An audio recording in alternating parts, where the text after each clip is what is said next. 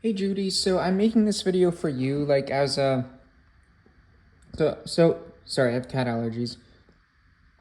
So I'm assuming you're using iOS because in the email it said you're sending the message from an iPhone. So I'm just gonna assume you're using iOS. If not, please let me know and I'll make a separate video. So here is the image that you sent me. So this is in my photo gallery. So the first thing you want to do is just make sure it's saved to the files section of your device. So click Save to Files. And I'll show you later why I did that. So when you open up the Teleplay app for the first time, you're going to see something like this. Number one, click on the PicPulse button. Okay. You can just say not for now. Okay. And in between clicking on the PicPulse button and seeing this screen, just make sure to say yes to all of those white prompts that say something like access the camera, etc. Because the app needs those permissions in order to function. Okay, sorry, I've been just coughing a lot from the cat allergies.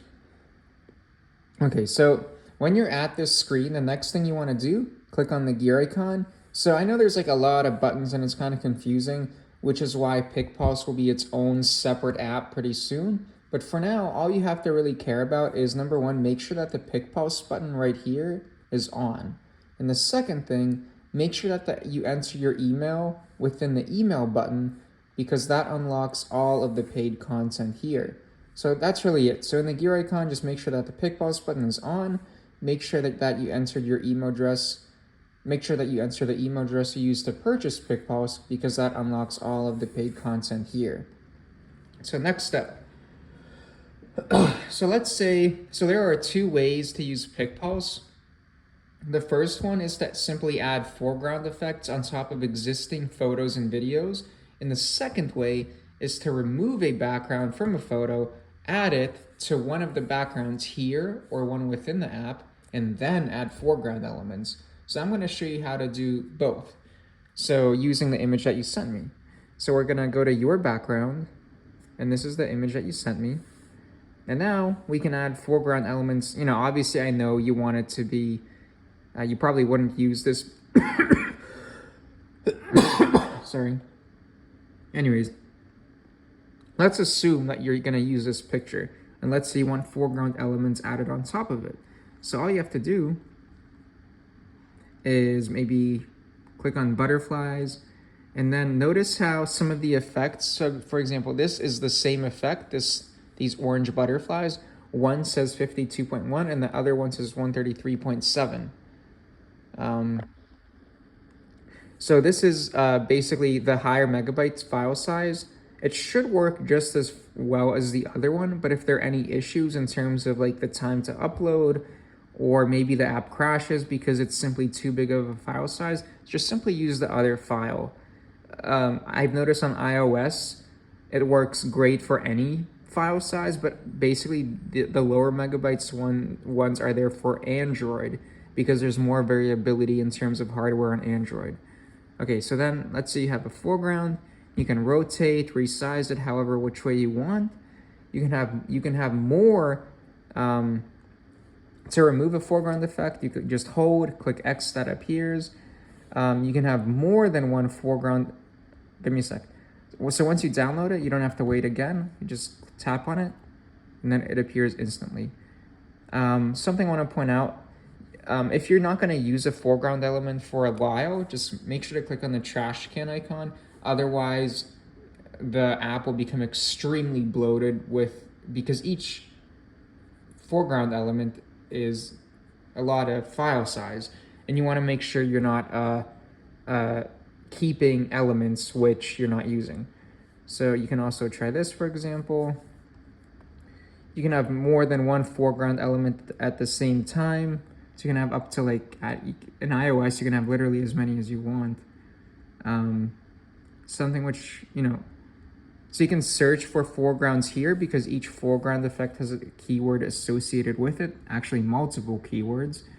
Let's see what this is. So G-Shot, health, energy, wellness.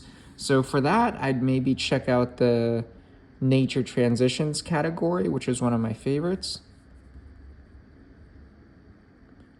So one of my favorite effects is flowers full sequence. It's already downloaded. Okay, so you get the idea. And then maybe let's add another element, a foreground element in there.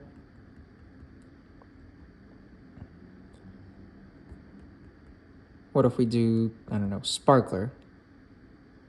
And we're adding a feature pretty soon where you can change like the layers of the foreground elements, so you don't have to delete them in order to move them around in terms of how they're layered.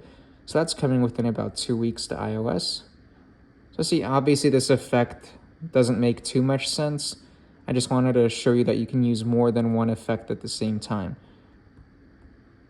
Okay, so the other way, hold on, so this phone, I don't want it to die because it's kind of doesn't have too much battery space left, so give me 20 seconds.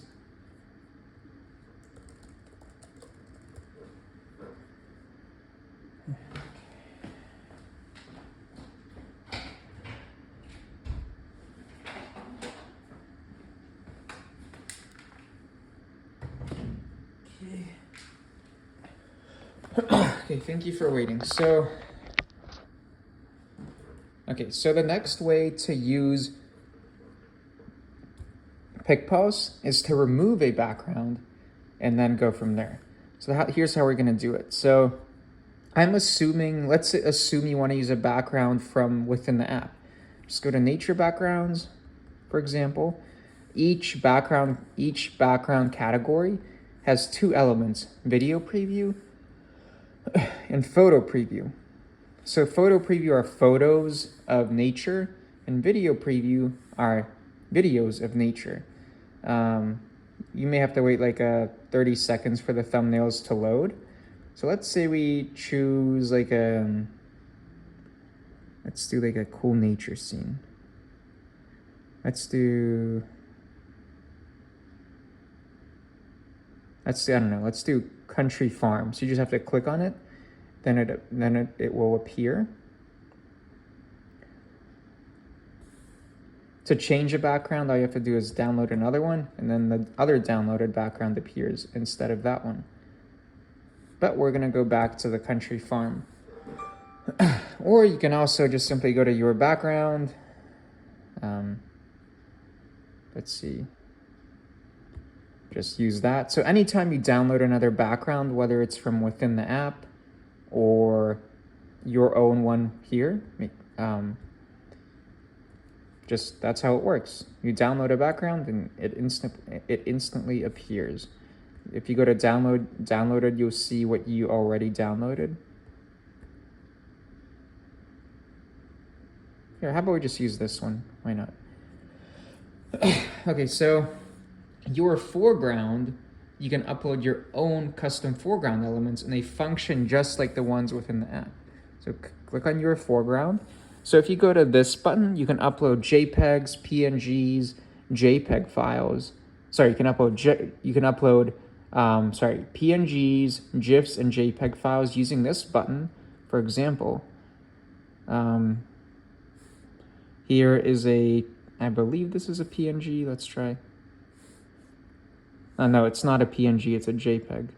So let's remove it. Obviously, we want like a PNG layer. So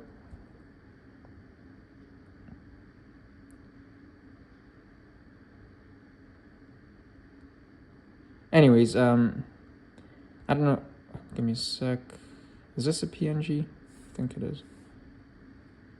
Okay, so see, here's a PNG layer. Okay.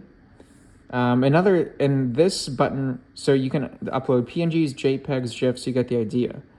And this button is magical because it removes a background from existing photos. So you have to click on this, the AI scissor tool, and then let's try to remove the background from the image that you sent me.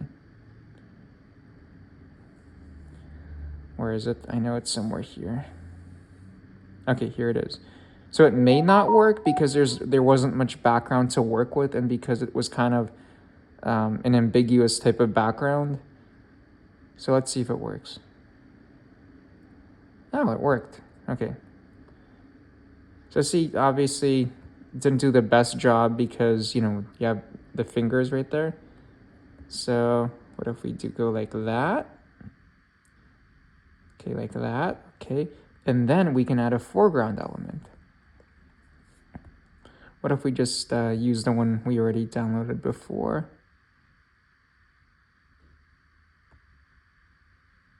And that's it. So, so that's really all there is to it. The key thing, make sure when you want to upload your own backgrounds or foregrounds, make sure that they're saved as a, when you use your background and when you use this button to upload JPEGs, GIFs, or PNGs, make sure it's saved locally to your device in the files section. And same thing with this button here. Use this to upload, to remove a background from JPEGs in your existing files on your device. That's why we saved the your photo in the very beginning of this video as a file. So see, let's I noticed sometimes people are like, oh, nothing's working. Why isn't it working? And they literally just didn't upload it to the files section of the device. Okay, so that's it. Please let me know if this video helps you.